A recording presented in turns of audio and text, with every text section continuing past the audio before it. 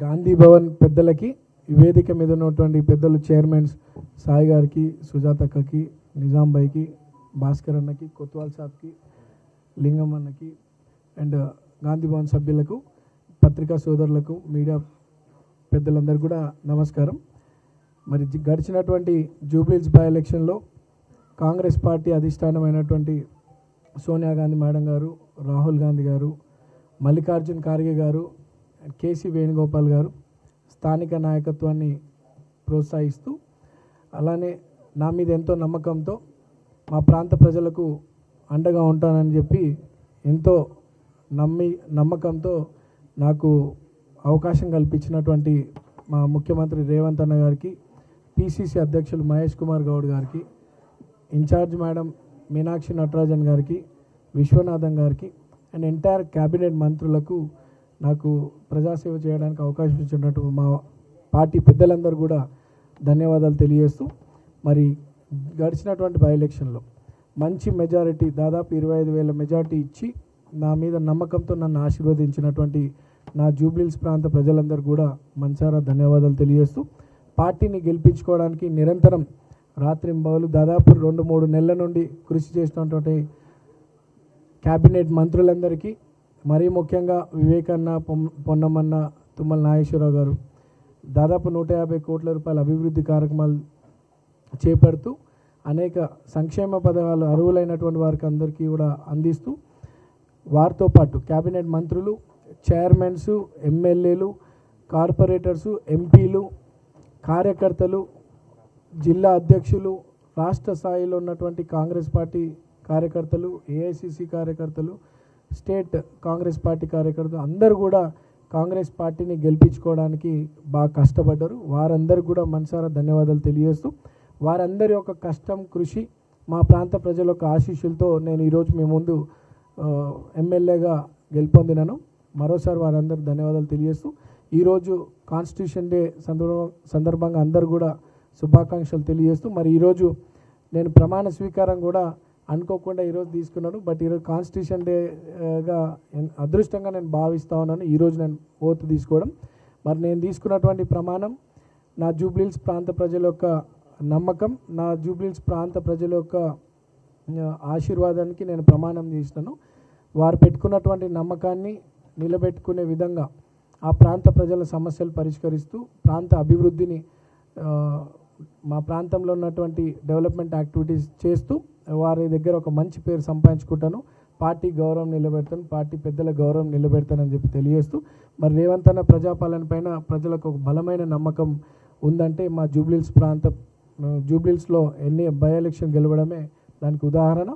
రేపు జరగబోయే local body elections కావచ్చు, రానున్న కార్పొరేషన్ ఎలక్షన్స్ కావచ్చు, అన్నిట్లో కూడా కాంగ్రెస్ పార్టీ మంచి విజయం సాధించబోతుందనే బలమైన నమ్మకాన్ని జూబ్లీహిల్స్ వేదికగా ఈ ప్రాంత ప్రజలు అందించినారు.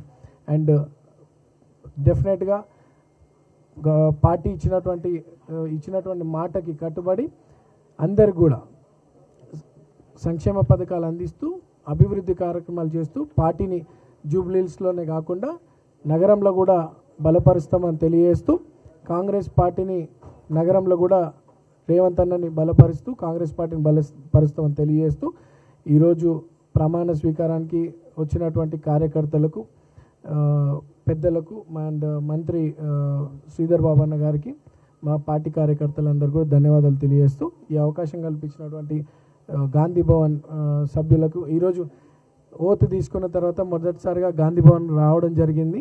గాంధీ భవన్ పెద్దలందరినీ కూడా కలిసినాను అండ్ మిమ్మల్ని అందరూ కూడా పరిచయం చేసుకోవడం చాలా సంతోషంగా భావిస్తూ, ప్రజల కష్టాలను దూరం చేస్తూ, అభివృద్ధి కార్యక్రమాలు చేస్తూ మంచి పేరు సంపాదించుకుంటానని చెప్పి తెలియజేస్తూ, నాకు ఇచ్చినటువంటి అవకాశాన్ని పెద్దలందరూ కూడా ధన్యవాదాలు తెలియజేస్తూ,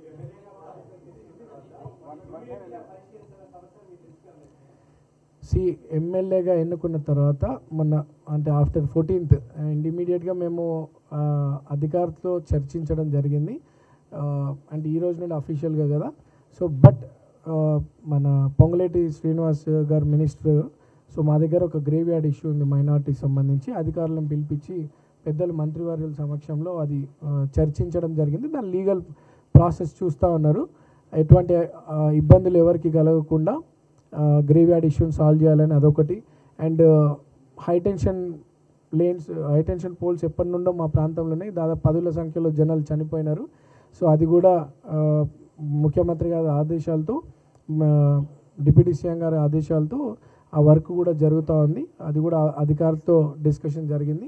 అండ్ కృష్ణానగర్కి సంబంధించినటువంటి నాలా ఇష్యూ కూడా వర్షం వచ్చినప్పుడు ఆ ప్రాంతం అంతా కూడా వరద బాగా వచ్చేస్తుంది. అది కూడా అధికారులతో మాట్లాడడం జరిగింది. అండ్ ఫ్రమ్ టుడే టుమారో అందరు అధికారులతో మాట్లాడి ఇచ్చినటువంటి వాగ్దానాలన్నీ కూడా నెరవేరుస్తాం. అండ్ ఎన్టీ రామారావు గారి స్టాచ్యూ ఒకటి అండ్ పి జనార్దన్ రెడ్డి గారి స్టాచ్యూ విషయంలో కూడా ఆ కమ్యూనిటీ పెద్దలతో మాట్లాడడం జరిగింది.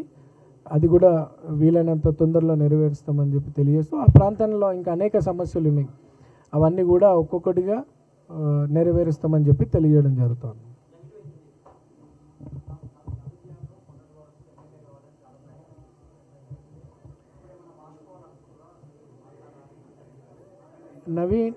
నవీన్ యాదవ్ ఎమ్మెల్యే కావాలన్న ఒక కోరిక వెనుక బలమైన నిర్ణయం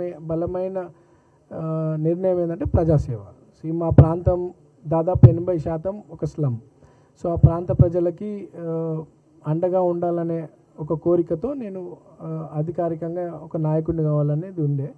అండ్ నేను చిన్న వయసులో 29 ఏళ్ళ వయసులోనే నేను ఎంఐఎం పార్టీ నుండి పోటీ చేసినప్పుడు చాలామంది ప్రజలు irrespect of caste, community, reason and religion అందరూ కూడా నాకు పెద్ద ఎత్తున సపోర్ట్ చేయడం జరిగింది. ఆ రోజు 2nd ప్లేస్ వచ్చినాను. సో నాకు ప్రజల్లో మా కుటుంబం పట్ల గౌరవం, రిలేషన్షిప్, మా నాయకత్వం మీద నమ్మకం ఉందని నేను ఆ రోజు నుండి కూడా నిరంతరం పబ్లిక్లోనే ఉంటున్నాను. ఈరోజు ప్రజల ఆశీస్సులు, కాంగ్రెస్ పార్టీ పెద్దల ఆశీస్సులు, రేవంత్ అన్న బ్లెస్సింగ్స్తో ఈరోజు గెలవడం జరిగింది. అండ్ ముందు ఎట్లయితే నేను ప్రజలతో అంటే ఇర్రెస్పెక్ట్ ఆఫ్ క్యాస్ట్ ఎట్లయితే అందరితో కలిసిమెలిసి ఉన్నానో అట్లనే భవిష్యత్తులో కూడా ఉంటా. ఈరోజు నాకు ప్రజలు ఒక పెద్ద బాధ్యత, పార్టీ ఒక పెద్ద బాధ్యత ఇచ్చింది.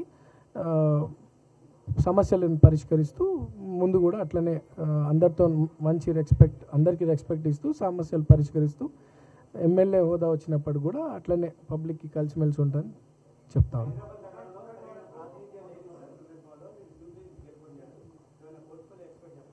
నాకు అటువంటి ఎక్స్పెక్టేషన్స్ ఏం లేవు. ప్రజాసేవనే నా మేజర్ ఎజెండా. అండ్ డెఫినెట్లీ మా ప్రాంతం ఏం చేయకుండా అంటే ఓకే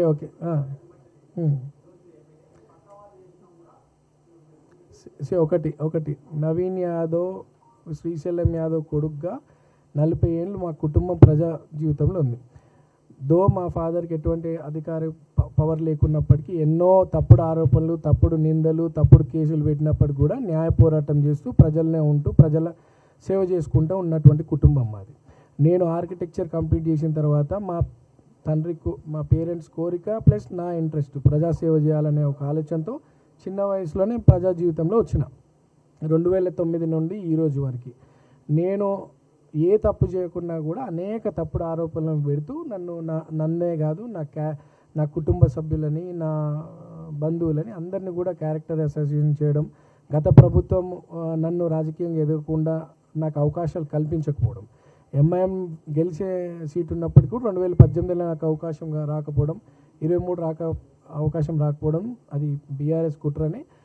అవకాశాలు రాకుండా అనేది కామన్, బట్ స్టిల్ తప్పుడు కేసులు పెట్టి నా లైఫే డ్యామేజ్ చేయాలని చాలా ప్రయత్నాలు చేసినారు. బట్ భగవంతుడు ఉన్నాడు, ఇది దేవుడి నిర్ణయము. ఈరోజు ప్రజల ఆశీస్సులతో భగవంతుడు రేవంత్ అన్న రూపంలో వచ్చి మాకు అవకాశం కల్పించిండు. స్థానికంగా ఎన్నో సంవత్సరాలు అసలు ఎప్పుడు కూడా అక్కడ స్థానిక వ్యక్తులకు ఎవరికి అవకాశం రాలేదు. ఈరోజు కాంగ్రెస్ పార్టీ పెద్దల ఆశీస్సులతో నాకు అవకాశం రావడం, దాన్ని ప్రజలు స్వీకరించడం, వాళ్ళ తప్పుడు ఆరోపణలకు మా ప్రజలు జవాబు చెప్పినారు. సో మా ప్రజలకు మేమేందో తెలుసు. ఇటువంటి తప్పుడు ఆరోపణలు ఈరోజే కాదు 40 ఏళ్ళ నుండి చేస్తూ ఉన్నారు. మేము వాటి గురించి ఆలోచించాం. మాతోనైనంత సేవ చేసుకుంటూ వచ్చినాం. ఈరోజు అధికారికంగా ప్రజల ఆశీర్వాదంతో ఎమ్మెల్యే అయినాను. అండ్ వారి సేవ ఇంకా పెద్ద ఎత్తున చేసుకుంటే ఇంకా మంచి పేరు సంపాదించుకుంటాం.